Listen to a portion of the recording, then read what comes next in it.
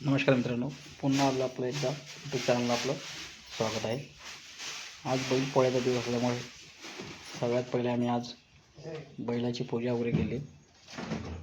त्याच्यानंतर आम्ही कामाला सुरुवात केली. आज बघू शकता हे मोटर फिटिंगचं काम होतं, रिपेअरिंगचं.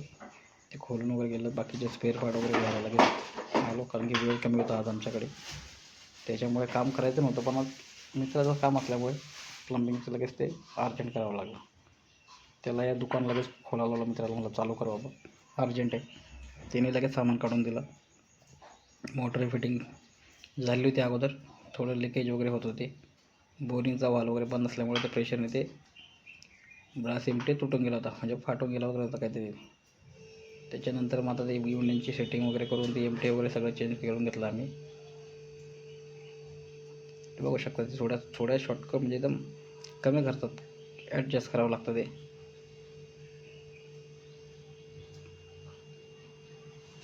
थोडं माप 1 mm थोडी जास्त चालत नाही, पण आमच्याकडून ते एक चूक होऊन गेली होती की 2 mm पाईप कमी कापला गेला.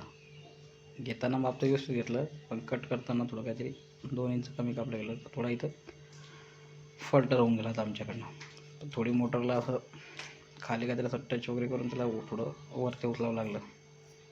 हे बघू शकता मोटरची फिटिंग कशी गेलेली आहे. सेक्शन इन आऊट, बोरिंगची वेगळी, परत टाकी वरच्या 2-3 टाक्या आहेत त्या वेगवेगळे कनेक्शन आहेत. हाऊ दे परत बोरिंग, एवढे कनेक्शन त्या मोटरला यायचे. मित्रांनो, चॅनलला नवीन असेल तर सबस्क्राईब करा, बेल आयकनचं बटन दाबायला विसरू नका. बघा तो दिसतोय तुम्हाला, 2 इंचाचा गॅप राहिला बघा, तो 2 mm सॉरी. मग तिला आम्ही उचलून थोडी वर उचलून ते ॲडजस्ट करावं लागले आम्हाला तिथे, कारण की एवढं मटेरियल काढणं म्हणजे परत चुकी नाही आहे. 400च्या आसपास काहीतरी मटेरियल आलं होते. ब्रास एमटीस तुमचा 180-70 रुपयाचा आहे तो. बाकीचं परत मटेरियल महाग असते.